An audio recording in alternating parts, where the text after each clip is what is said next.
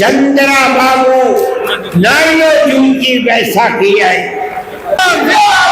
Hindustan secularism Hindustan نعرہ تکبیر فلسطین جمہوریت تکبیر مدارس اسلامیہ نعرہ تکبیر۔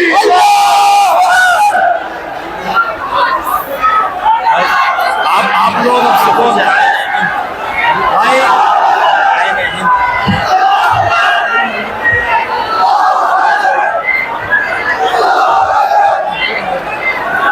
چلانے دو، بیٹھ جاؤ بھائی، قاضی آدمی صاحب بیٹھ جاؤ بھائی، بیٹھ جاؤ بیٹھ جاؤ، آپ بیٹھ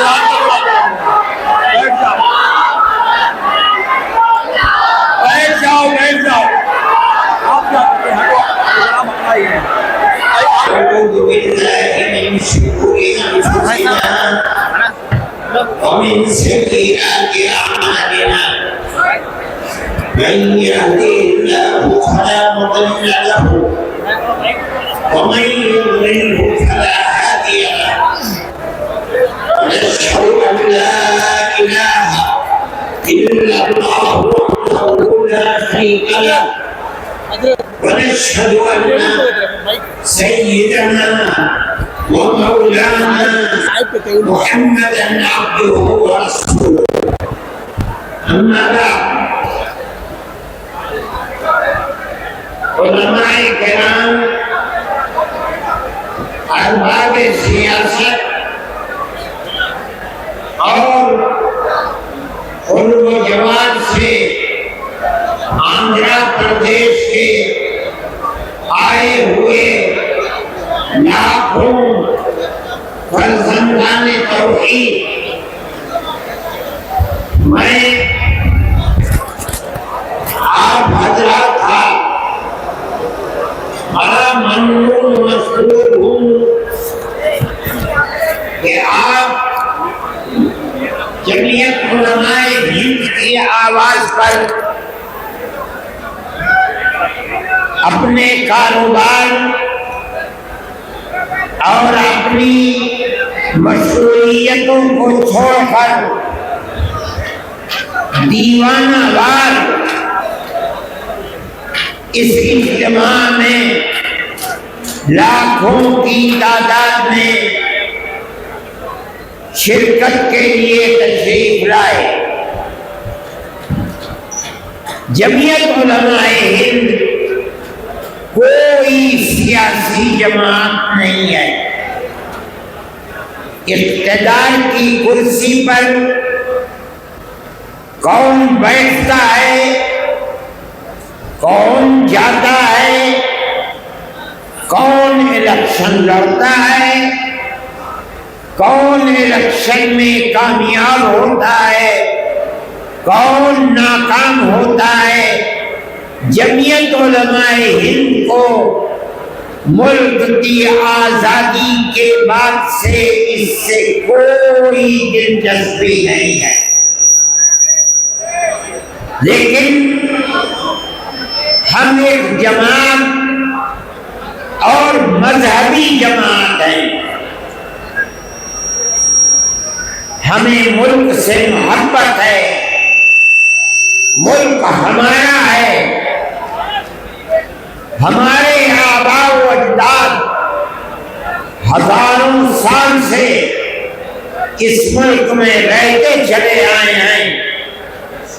ہم ملک میں امن و امان، بھائی چارگی، محبت، ایک دوسرے کے ساتھ پیار و محبت کے ساتھ رہنے کو ترجیح دیتے ہیں، اور ہم یہ سمجھتے ہیں کہ جب تک ملک میں پیار و محبت رہے گا ملک چلے گا اور عزت و آبرو کے ساتھ چلے گا۔ اگر پیار و محبت کو آگ لگ گئی، ایک دوسرے کے دکھ اور سکھ میں شریک ہونا چھوٹ گیا تو یہ ملک برباد ہو جائے گا، تہس نہس ہو جائے گا۔ ہم نے اسی لیے آپ کو دعوت دی تھی، اگرچہ حضرت مولانا خالد صاحب نے ملک کی آزادی کے سلسلے میں آپ کے سامنے حقائق کو رکھا ہے، آپ نے سنا ہے، لیکن یہ بات بھی بتائی کہ ہم نے دلی کے اجلاس میں یہ سمجھ کر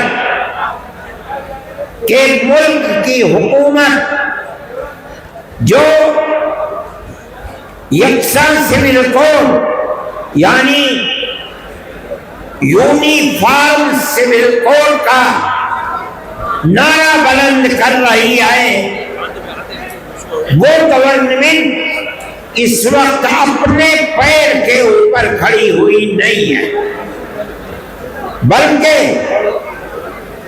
دو بیساکھیوں کے اوپر ہے۔ ایک بیساکھی بہار میں، یہ رہا ریانش کمپنی کا امرت جوس، 42 جڑی بوٹیوں کو ملا کر بنایا گیا نیچرل جوس ہے، 650 پلس بیماریوں کے لیے کام کرتا ہے، اس کے اندر شوگر بھی نہیں ملایا گیا، اس کو ہر مریض استعمال کر سکتا ہے، اب تک اس کو استعمال کر کے ہزاروں مریضوں نے شفا حاصل کی ہے۔ اگر آپ بھی اس کو استعمال کرنا چاہتے ہیں تو ہمارے دیے گئے نمبر پر واٹس ایپ پر میسج کریں، انشاءاللہ پوری انڈیا میں آپ کہاں بھی ہو مکمل امانت داری کے ساتھ آپ تک مال کو پہنچایا جائے گا۔ اس کے اندر چندرا بابو نائلو جن کی بیساکھی ہے، ہم یہ چاہتے تھے کہ ہم ان دونوں پارٹیوں کو یہ بتائیں کہ ملک کے اندر جب تک ملک کے دستور کی حفاظت نہیں کی جائے گی اس وقت تک ملک اپنے پیر پر کھڑا نہیں رہ سکتا۔ ہم نے ایک اجلاس بہار میں کیا،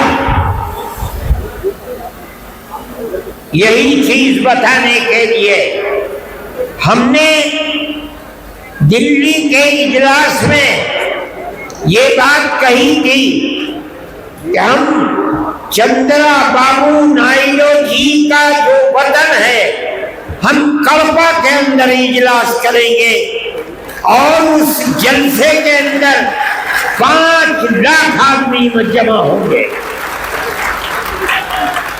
اگرچہ جمعیت علماء ہند نے آج سے پہلے کبھی ملک کی آزادی کے بعد، ملک کی آزادی سے پہلے کڑپا میں کبھی کوئی ایسا اجتماع اور جلسہ نہیں کیا تھا، لیکن ہم یہ سمجھتے ہیں، ہمارا عقیدہ ہے، ہم اس بات کو جانتے ہیں کہ ملک کا مسلمان اپنے ملک کا وفادار ہے، وہ ملک کے اندر امن و امان کو قائم رکھنا چاہتا ہے۔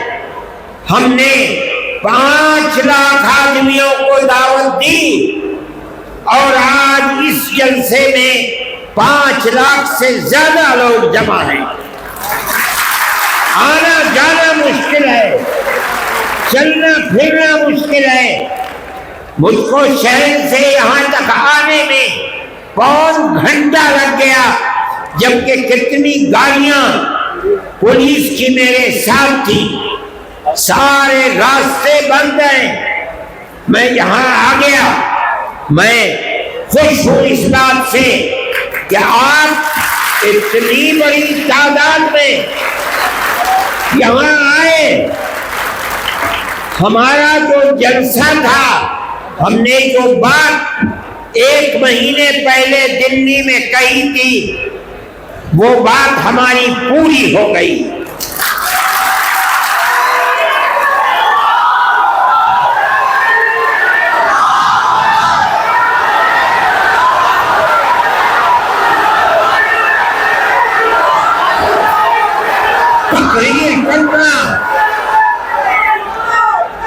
تقریر کرنا ہمارا مقصد نہیں تھا، ہمیں تو گورنمنٹ کو یہ دکھلانا تھا، چندرا جی کی گورنمنٹ کو، کہ آپ جس صوبے اور اسٹیٹ کے چیف منسٹر ہیں، وہاں کا مسلمان چاہتا کیا ہے۔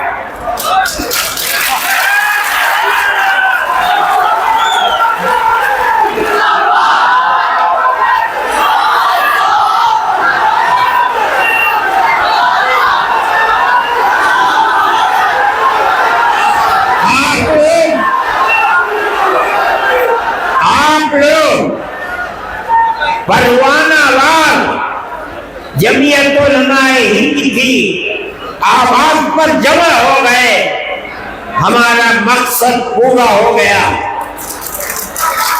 ہم یہ سمجھتے ہیں کیا؟ ہم یہ سمجھتے ہیں کہ آپ کے یہاں جمع ہونے کی آواز صرف اس پردیش ہی میں نہیں، پورے ہندوستان میں نہیں، پوری دنیا کے اندر پہنچ رہی ہے۔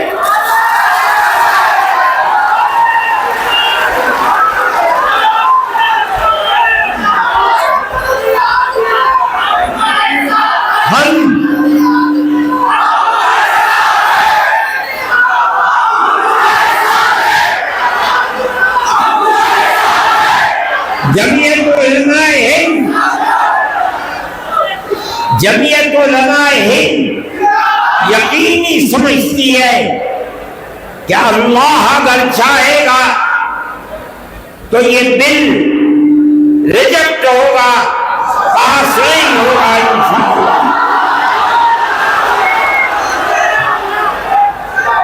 آپ کی گورنمنٹ جن بیساکھیوں کے اوپر بی جے پی گورنمنٹ ٹکی ہوئی ہے، آپ کی گورنمنٹ اس آواز کے بعد جو آج آپ آواز دے رہے ہیں، یقیناً اس بل کی مخالفت کریں گے۔ ہم اس ملک کے رہنے والے ہیں، ہمارے اس ملک کے اندر کیرلا سے لے کر کشمیر تک اور منی پور سے لے کر بمبئی تک ہمارے لاکھوں اوقاف ہیں۔ آج سے نہیں، اس ملک میں مسلمان 1300 سال سے رہتا ہے، 1300 سال سے کیرالہ سے لے کر شمالی ہندوستان تک، مغربی ہندوستان سے لے کر مشرقی ہندوستان تک 1300-1400 سال سے ہمارے اوقاف ہیں۔ بڑی بڑی مسجدیں ہیں، دلی کی جامع مسجد سے بادشاہوں کی بنائی ہوئے بڑی بڑی مسجدیں ہیں۔ آج تک قانون یہ تھا کہ جو قبرستان ہے یا مسجد ہے یا خانقاہیں ہیں، اگرچہ ان کے کاغذات نہیں ہیں، لیکن ان کی صورت یہ بتا رہی ہے کہ وہ مسجد ہے، اس کا مطلب ہے کہ وہ مسلمانوں کا وقف ہے۔ اس لیے جو پرانا دستور تھا وقف کا، اس میں یہ بات لکھی ہوئی ہے کہ جو مسجد ہے اس کو وقف مانا جائے گا. چنانچہ آج تک 1300 سال سے کاغذات میں اس کو وقف ہی بتایا جاتا ہے. یہ پرانا وقف ایکٹ تھا. ملک کی بدنصیبی ہے کہ آپ جس ترمیمی بل کو لا کر ہمارے سر کے اوپر پہنایا جا رہا ہے وہ یہ کہتا ہے کہ اگر وقف کے کاغذات نہیں ہیں تو اس کو وقف نہیں مانا جائے گا. ہم 1300 سال پہلے کے کاغذات کہاں سے لے آئے؟ 600 سال 700 سال 800 سال 500 سال کے کاغذات کہاں ملیں گے؟ لیکن ہمارا یہ عقیدہ ہے، ہم مسلمان ہیں، مسجد خدا کا گھر وہی معتبر ہوگا جو وقف زمین کے اوپر ہے. جو زمین اللہ کی زمین ہے، کوئی اس زمین کا مالک نہیں ہے. کسی کی زمین کو چھین کر مسجد نہیں بنائی جا سکتی. اگر بنی ہے ہم اس کو مسجد نہیں سمجھتے.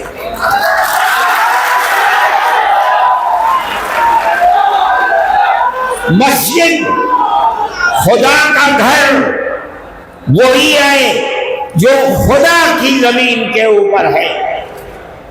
جو اللہ کی زمین پر نہیں ہے ہم اس کو مسجد نہیں مانتے. بابری مسجد کا مقدمہ 50 سال تک جمعیت علماء نے لگا ہے. فیض آباد اجودھیا کی عدالت سے لے کر لکھنؤ تک، الہ آباد تک، اور الہ آباد سے سپریم کورٹ دلی تک کروڑ روپیہ خرچ کیا تنہا جمعیت علماء نے.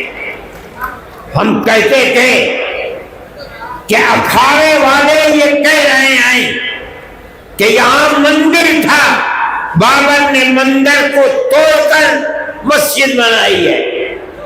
ہم کہہ رہے تھے، ہم نے عدالتوں میں کہا، پلیٹ فارموں پر کہا، سپریم کورٹ میں کہا کہ اگر یہ قانوناً ثابت ہو جائے کہ بابر نے مندر کو توڑ کر رام جنم بھومی میں مسجد بنائی ہے، ہم چھوڑ دیں.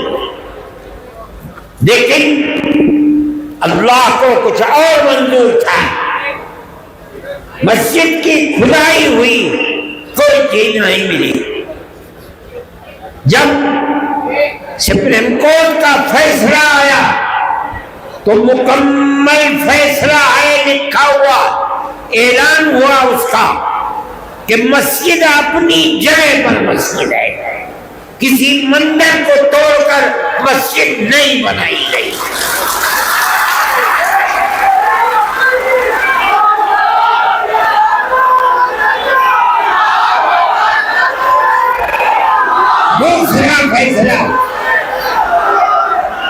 دوسرا فیصلہ یہ ہے سپریم کورٹ کا کہ جن لوگوں نے مسجد کو شہید کیا، مسجد کے اندر گھس کر بت رکھا ہے، وہ مجرم ہے. لیکن ہم یہ سمجھ رہے تھے کہ تیسرا فیصلہ اب یقیناً یہ آئے گا کہ مسجد مسجد ہے، مندر نہیں ہے، مسلمانوں کا حق ہے. لیکن تیسرا فیصلہ آیا کہ ہم مسجد اکھاڑے کو دیتے ہیں. ہم کچھ نہیں کر سکے، وہ ہماری سب سے بڑی عدالت ہے. لیکن ہمیں اس بات کی خوشی ہے کہ بابری مسجد مسجد تھی. ہندوستان کا سپریم کورٹ بتاتا ہے مسجد اپنی جگہ پر ہے.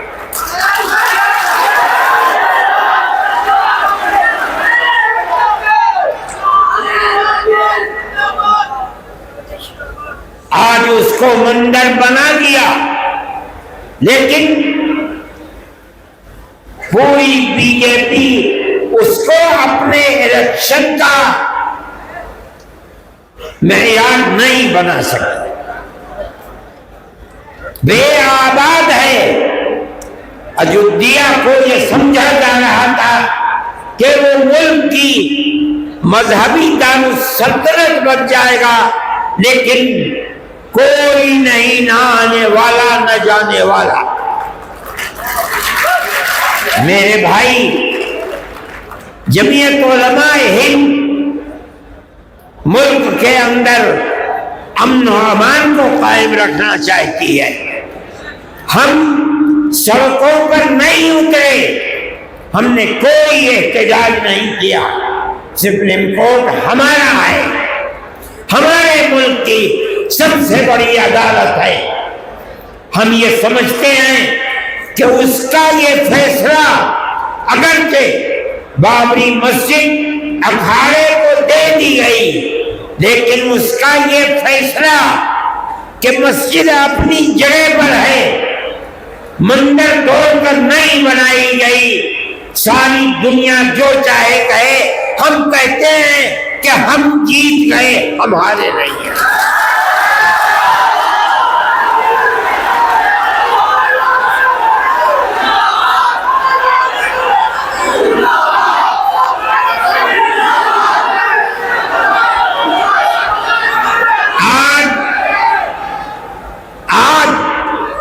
یہ مسئلہ وقف کا چلا دیا، ایک وقف کا قانون بنا ہوا ہے، ملک کی آزادی سے پہلے سے بنا ہوا ہے۔ اس کے اندر جمعیت علماء نے اپنے بڑے بڑے اجتماع کر کے اس کی کمزوریوں کو دور کرایا، اور آج وہ قانونی بل ہے۔ اس کے اندر یہ بات ہے، وقف بائی یوزر، کہ جو وقف کی حیثیت سے، مسجد کی حیثیت سے، درگاہ کی حیثیت سے، خانقاہ کی حیثیت سے، قبرستان کی حیثیت سے 100 200 3 4 5 میں کہتا ہوں 1300 سال سے چلا آ رہا ہے، اس کے کاغذات ہیں یا نہیں ہیں، چونکہ اس کی صورت وقف کی ہے، اس کی صورت عبادت گاہ کی ہے، سینکڑوں سال پرانا ہے، اس لیے اس کو وقف ہی مانا جائے گا۔ اسی قانون پر عدالتوں کے فیصلے ہیں، وقف کونسل کے فیصلے ہیں، وقف بورڈ کے فیصلے ہیں۔ کیوں؟ اس لیے کہ ہندوستان میں مسلمان اسلام کا ماننے والا ہے، قانون یہ ہے کہ جو وقف ہے وہ وقف ہی رہے گا، جس کی صورت وقف کی ہے اگرچہ اس کے کاغذات نہ ہو، اس کو وقف ہی مانا جائے گا۔ آج تک اسی کے اوپر عمل ہو رہا ہے۔ آج یہ ترمیمی بل، میں جس کی صورت کو برا سمجھتا ہوں، وہ ترمیمی بل یہ آ رہا ہے کہ اگر کاغذات نہیں ہیں اس وقف کو وقف نہیں مانا جائے گا۔ اس کا مطلب ہے کہ گورنمنٹ اس کو کھا جائے گی۔ ہمارے ہزاروں اوقاف، لاکھوں اوقاف، 800 سال، 700 سال، 600 سال پرانے بڑی بڑی مسجدیں ہیں، اور ان سے ملحقہ زمینیں ہیں جن کو یہ گورنمنٹ کھانا چاہتی ہے۔ ہم نے آپ کو جمع کیا ہے تاکہ آپ اپنی صوبائی گورنمنٹ کے سامنے اپنے اس نظریے کو رکھیں کہ مذہبی اعتبار سے ہمارے اوقاف ہیں، اس کے خلاف اگر کوئی نیا بل آتا ہے جو ہماری ان اوقاف کو ہڑپ جانے کے لیے قانون بناتا ہے، ہم اس قانون کو قبول کرنے کے لیے تیار نہیں ہیں۔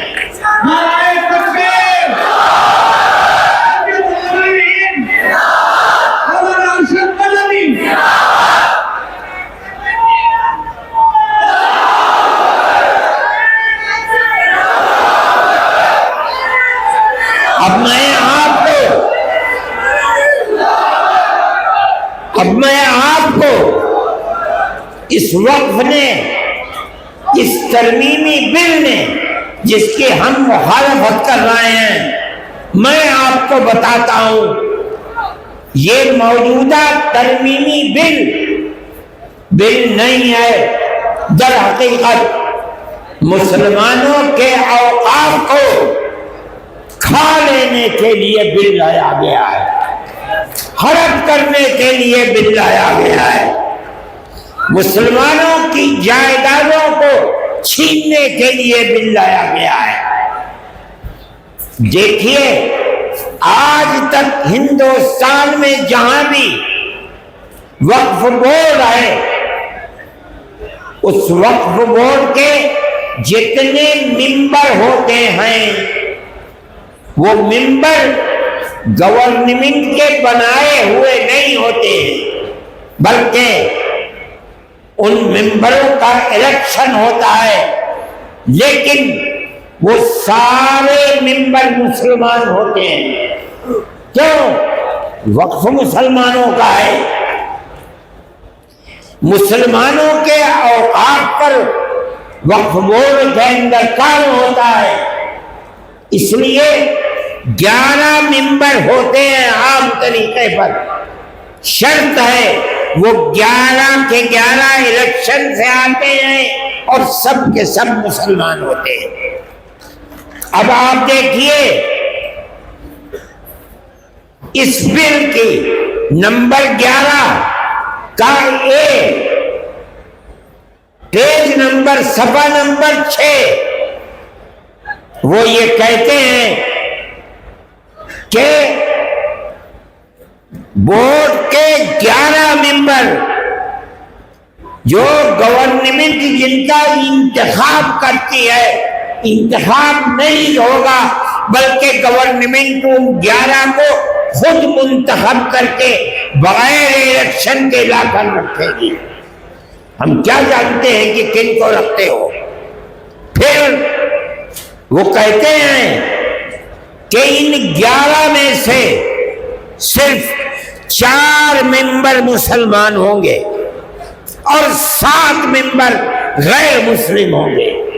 وقف ہمارا ہے، ہمارے باپ دادا کا ہے، ہماری زمینیں ہیں، وہ جو 7 ممبر زیادہ ہیں اور وہ مسلمان نہیں ہیں، وہ کیا جانے کہ وقف کی حفاظت کس طرح ہوگی۔ اس کا مطلب ہے کہ گورنمنٹ صوبائی گورنمنٹ ہے، اس کو کھانا چاہتی ہیں، ہمارے وقف ہیں، ہمارے باپ دادا کے وقف ہیں جن کی تعداد 11 ہے، اس 11 میں سے صرف 4 مسلمان ہوں گے، باقی سب کرسچن، ہندو اور کون کون ہوتے ہیں۔ مگر سوال یہ ہے کہ ہمارا وقف کس طرح محفوظ رہ سکے گا؟ ہم نے چیئرمین کے سامنے یہ بات کہی، پورا بورڈ تھا 32-33 پارلیمنٹ کے ممبروں کا، ہم نے ان کے سامنے کہا کہ آج تک شرط ہے کہ سارے ممبر مسلمان ہوں گے، اس لیے کہ وقف مسلمان کا ہے۔ ارے بھائی یہ ان کو پیرالس ہٹا گیا تھا، جب سے دوا لے رہے تو نسوں کے اوپر فرق گر گیا اس کا۔ سوتے تھے وہ ایک ہی جگہ پہ پہلے سوتے تھے اور ان کی جو تو پورے نسا بلاک ہو گئے تھے اور ان کا بلڈ کم ہونے کی وجہ سے ان کو پیرالس اٹیک آیا تھا۔ تو ڈاکٹر نے نو گارنٹی بول دیا تھا، پر جب سے یہ دوا چالو کرے نا، جب سے اچھا لگا ہاں یہ امرود جوس، تو تب سے ان کو نہیں کہ کافی ڈیولپ ہوا और उनको अभी हाथ पैर वो सब, हाँ, हाथ पैर वो सब एकदम टाइट हो गए, चलने लगे और ये खुद खड़े भी थोड़ा सा अभी खुद चल भी सकते। पहले एकदम बिस्तर पे ही थे, जब से ये दवा चालू करे ना, जब से उनको काफी एकदम रिजल्ट 90 तक के रिजल्ट आया उनको सुबह शाम।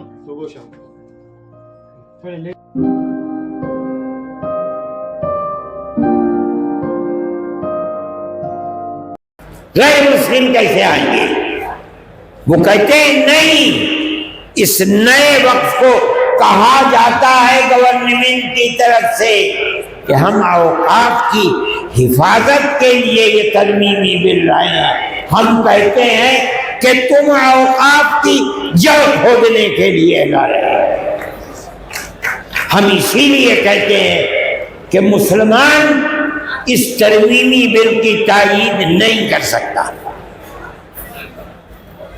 इसीलिए हमने चेयरमैन के सामने कहा, पार्लियामेंट के मेंबरों के सामने कहा, हम आपके सामने कह रहे हैं कि आप इनकी कमजोरियों को समझिए। ये कह रहे हैं कि हम मुसलमानों के औकाफ की हिफाजत के लिए तरमीमी बिल लाए हैं। हम कहते हैं झूठ बोल रहे हो, तुम औकाफ को मुसलमानों की आग लगाने के लिए ये बिल लाए हो। दूसरी बात,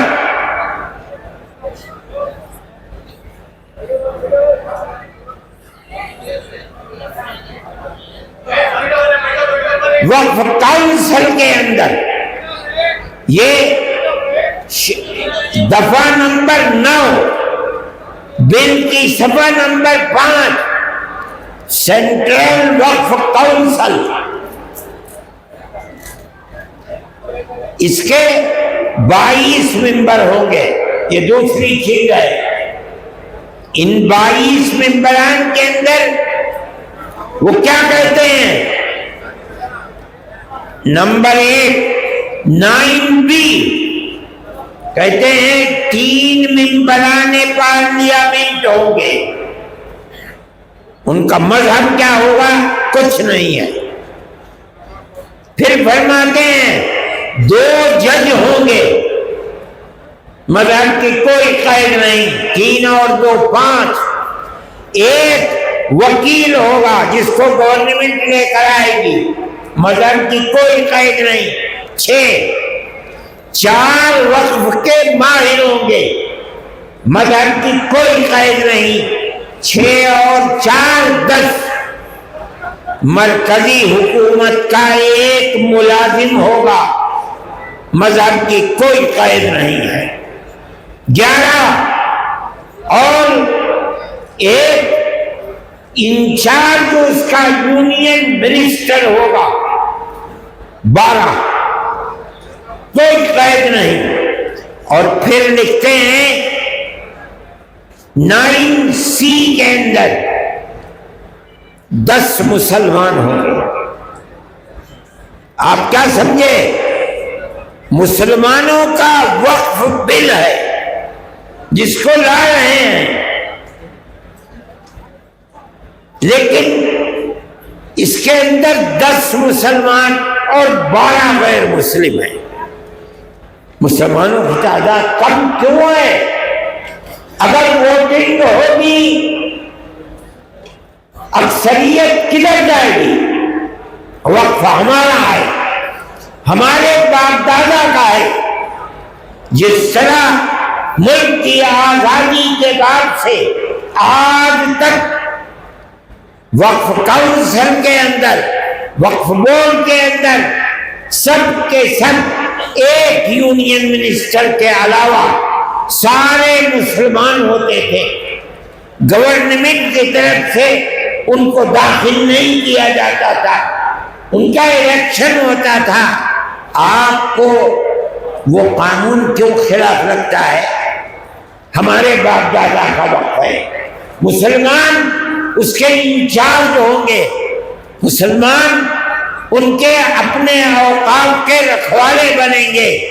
हम इसीलिए इसकी मुखालफत करते हैं। और आगे चलिए, फरमाते हैं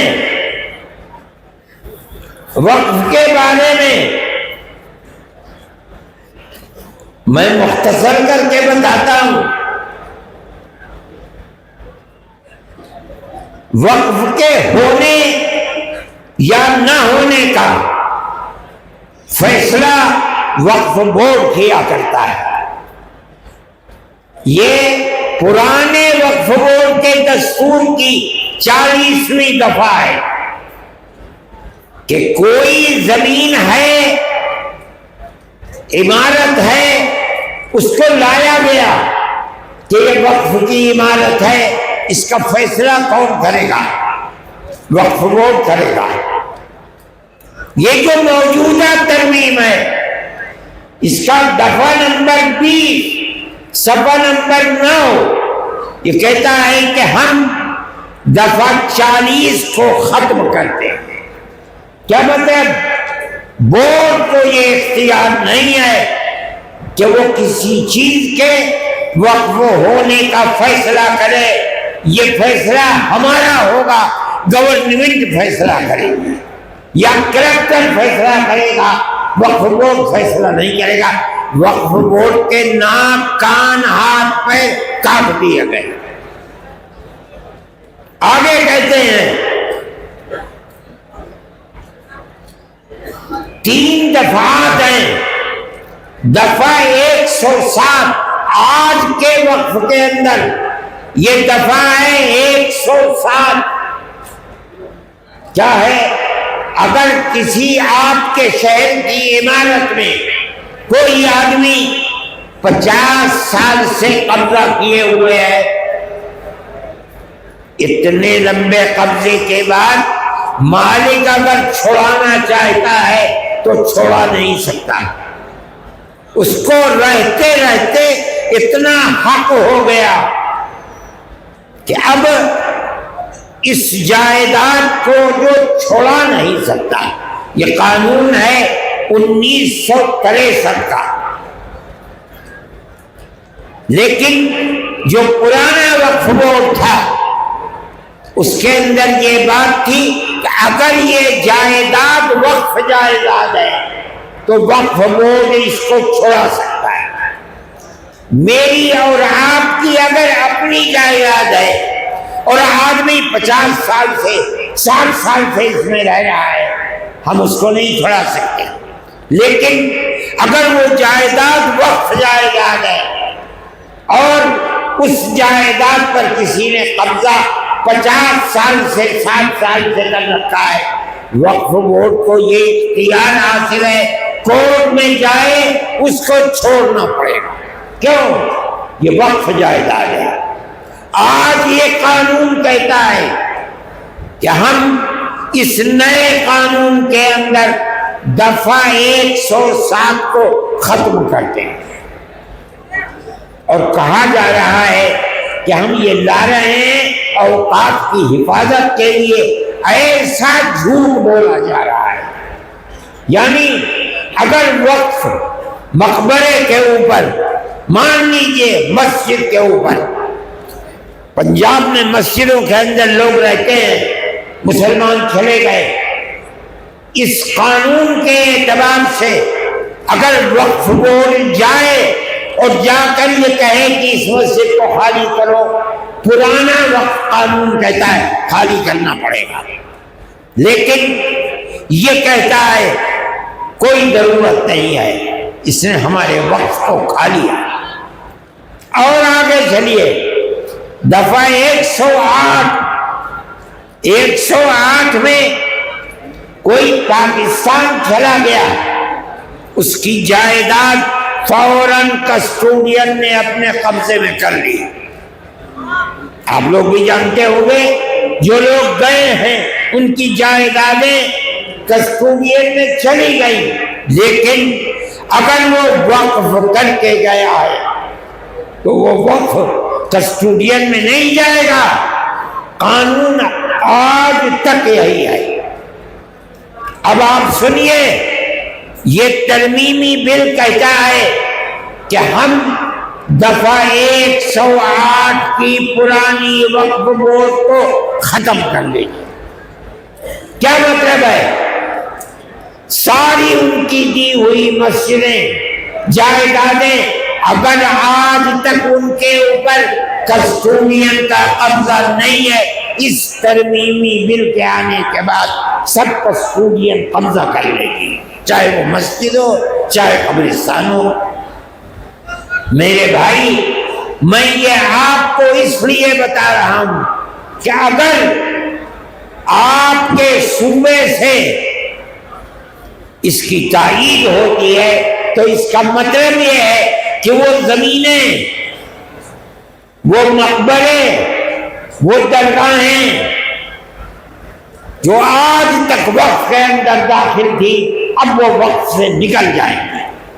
ہم اسی بنیاد پر کہتے ہیں آپ حضرات کی یہ آواز جو آج اس میدان سے ابھر رہی ہے، انہی بنیادوں کے اوپر ہم کہتے ہیں کہ وہ آواز اس وقت کے ترمیمی بل 2024 کے خلاف یہ آواز اٹھنی چاہیے۔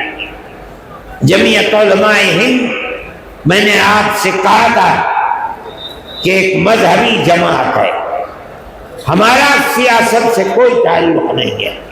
ہم آپ کی گورنمنٹ سے، صوبائی گورنمنٹ سے یہ کہتے ہیں کہ مسلمان، پورے ملک کا مسلمان یہ سمجھتا ہے کہ یہ وقف ترمیمی بل مسلمانوں کے اوقات کو برباد کرنے کے لیے، حرف کرنے کے لیے جو چند مثالیں میں نے آپ کو بتائی ہیں، یہ تو 3 صفحے ہیں ہماری، آپ اس کے خلاف اپنی رائے کو متحد کریں۔ میں یہ سمجھتا ہوں کہ آپ کے اس جمع غفیر کے جمع ہو جانے کے نتیجے میں یقیناً یہ آواز ارباب اقتدار کے کانوں تک پہنچے گی انشاءاللہ، اور یہ بات ہوگی کہ بی جے پی گورنمنٹ کے اس مسلمانوں کی جائیداد کو آگ لگانے اور کھانے والے بل کی مخالفت کی جائے گی۔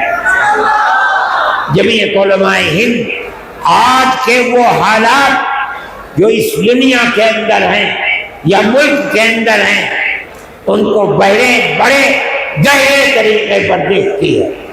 ملک کے اندر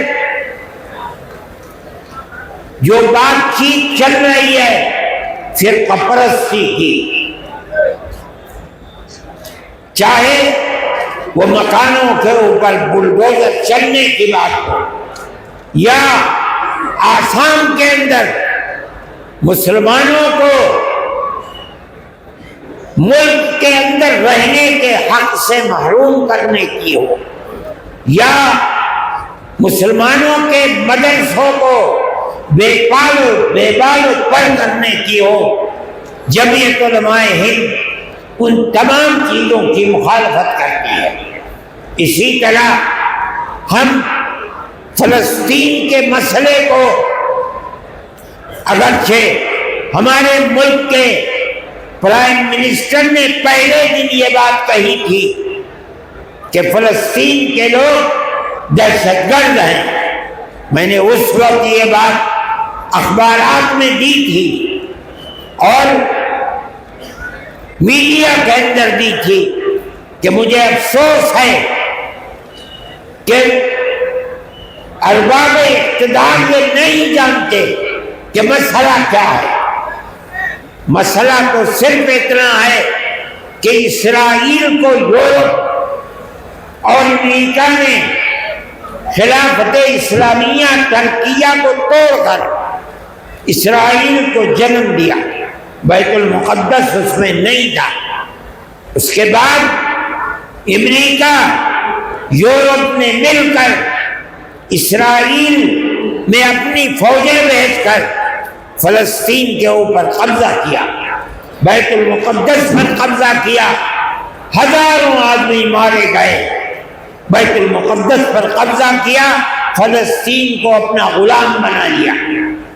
اس کے بعد پھر شام کے اوپر حملہ کیا اور گولان کی پہاڑیوں پر قبضہ کر کے यहूदियों की बस्तियां बसा दी। अगर ये कहते हो कि फलस्तीनी दहशतगर्द हैं, आजादी की लड़ाई नहीं है, तो मानना पड़ेगा कि जवाहरलाल नेहरू जिन्होंने यहाँ आजादी की लड़ाई लड़ी है वो भी दहशतगर्द थे। ये मानना पड़ेगा, गांधी जी दहशतगर्द थे, अबुल कलाम आजाद दहशतगर्द थे। इसका मतलब है कि तुम कुछ नहीं जानते। उनका मौक़िफ़ बदला, अब वो ये कहते हैं कि हम फलस्तीनियों के साथ हैं। हम ये समझते हैं कि जो कुछ इस्राइल कर रहा है वो तन्हा इस्राइल नहीं है। पूरे अमेरिका की ताकत, अमेरिका के असलहे, अमेरिका के बमबार तैयारे, सब कुछ इस्राइल के साथ है। और मुसलमान बच्चों को, औरतों को, बूढ़ों को, जवानों को मारा जा रहा है और उनको भूख की तपिश के अंदर उनकी जान निकाली जा रही है। हम इसके मुखालिफ हैं। हम ये समझते हैं कि जो दुनिया के अंदर हो रहा है, दुनिया मुखालफत कर रही है। वो इस्राइल को जालिम समझती है, लेकिन इसके बावजूद भी इस्राइल का मामला थमने को नहीं आ रहा है। हम मुखालिफ हैं। दुनिया में सबको जीने का हक है, इसी तरीके से फलस्तीनियों को भी जीने का हक है। दूसरी बात, हम ये बात कहते हैं कि मुल्क का दस्तूर जमीयत उलमा के लोगों का बनाया हुआ दस्तूर है। मौलाना अबुल कलाम आजाद, मुफ्ती किफायतुल्लाह, मौलाना हुसैन अहमद मदनी, मौलाना हजरत मोहानी, ये वो लोग हैं जो हिंदुस्तान के दस्तूर को बनाने के अंदर शरीक है। इसलिए कि जैसे जैसे मुल्क की आज़ादी करीब आती थी, जमीयत उलमा बार बार कहती चलती थी, हमसे वादा करो कि मुल्क जब आज़ाद होगा तो मुल्क का दस्तूर सेकुलर दस्तूर होगा। गांधी जी, मोतीलाल नेहरू, जवाहरलाल नेहरू, गोविंद वल्लभ पंत, लोग वादा करते चलते थे, पूरी कांग्रेस के मुल्क का दस्तूर सेकुलर दस्तूर होगा। वो दस्तूर की दफात जिनके अंदर मजहब को जिंदा रखने और जिंदगी के साथ जमानत दी गई है, मौलाना अबुल कलाम आजाद, हजरत मोहानी, मुफ्ती किफायतुल्लाह की बनाई हुई दफात हैं। आज उन दफात को ये कहा जा रहा है कि ये दफात बढ़ाई हुई दफात है, किसी को कुछ पता नहीं है। आज जो लोग इख्तिदार पर हैं उन्हें पता नहीं कि मुल्क की आज़ादी में कुर्बानी किन्होंने दी है, मुल्क का दस्तूर क्या कह रहा है, उन्हें किसी चीज का पता नहीं। मुझे हैरत हुई जिस दिन पटने में हमारा जलसा था, मुझे लोगों ने प्राइम मिनिस्टर का वीडियो सुनाया जिसमें प्राइम मिनिस्टर ये कह रहे थे कि हिंदुस्तान के दस्तूर के अंदर कहीं वक्फ का जिक्र नहीं है। मैंने अपने सर को पीटा।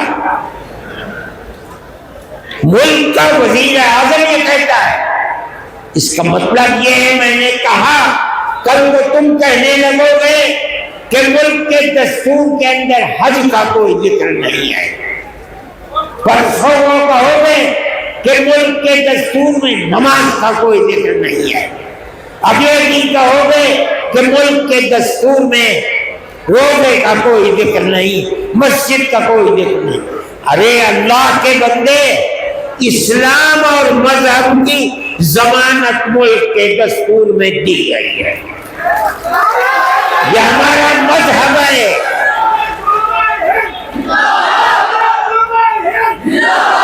मगर मैं क्या कहूं, میری سمجھ میں نہیں آتا کہ آج جو لوگ اقتدار کی کرسی پر بیٹھے ہیں انہیں مذہب ہی کا نام نہیں آتا، نہ وہ کچھ جانتے ہیں۔ ہمیں ہمارے مذہب کی ضمانت دی گئی ہے، ہم اس ملک میں زندہ ہیں، یہیں مریں گے، یہیں پیدا ہوں گے۔ اور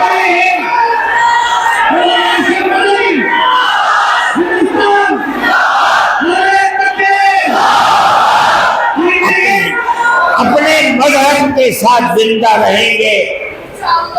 ہمارا ایمان ہے، ہمارا مذہب مرنے والا مذہب نہیں ہے۔ جنہوں نے ہمارے مذہب کو مارنے کے لیے اپنے تیر و تفنگ چلائے ہیں وہ خود مٹ گئے، مذہب اسلام زندہ ہے۔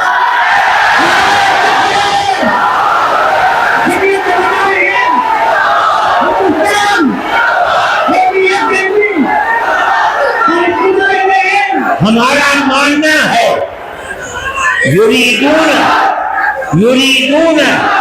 ان یطفئوا نور اللہ بافواہہم واللہ متم نورہ ولو کرہ الکافرون۔ لوگ یہ چاہتے ہیں کہ اللہ کے چراغ کو بجھا دیں گے، اللہ اپنے چراغ کی روشنی مکمل کر کے رہے گا۔ اگرچہ اسلام کے دشمن اسلام کا برا چاہتے ہیں۔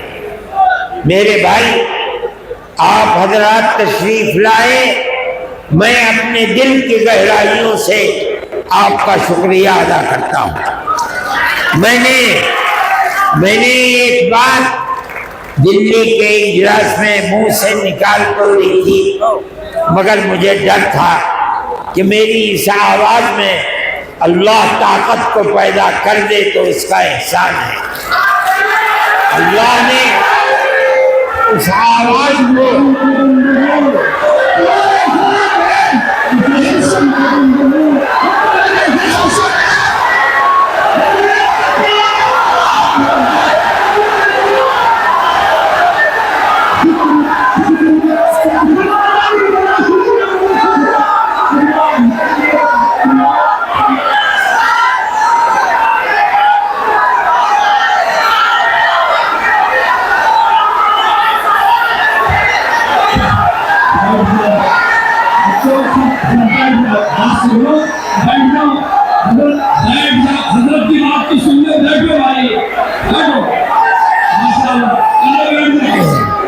اللہ نے اس آواز کے اندر اپنی طرف سے طاقت پیدا کر دی۔ یہ اللہ کا احسان ہے۔ اللہ چاہے گا تو وہ ہمارے خاص طور پر اس مذہبی معاملے میں ہماری مدد کرے گا، بلکہ گورنمنٹ اور ملک کی فرقہ پرست ذہنیت مذہب اسلام کو بدلنا چاہتی ہے، ختم کرنا چاہتی ہے، یکساں سول کوڈ کو لانا چاہتی ہے۔ وہ لوگ انشاءاللہ ناکام و نامراد ہوں گے اور مذہب اسلام انشاءاللہ زندہ رہے گا۔ میں آپ سب کا اور جن لوگوں نے اس اجلاس کے لیے دانے دینے سخنے مدد کی ہے، میں ان سب کا اور انتظامیہ پولیس والوں کا، ارباب سیاست کا جو یہاں ہیں، میں اپنے دل کی گہرائیوں سے ان سب کا شکریہ ادا کرتا ہوں۔ اللہ تعالی آپ حضرات کے آنے کو قبول فرمائے۔ آپ جس طرح خیر و عافیت کے ساتھ آئے ہیں اسی طرح خیر و عافیت کے ساتھ اپنے گھروں کو واپس ہو جائیں۔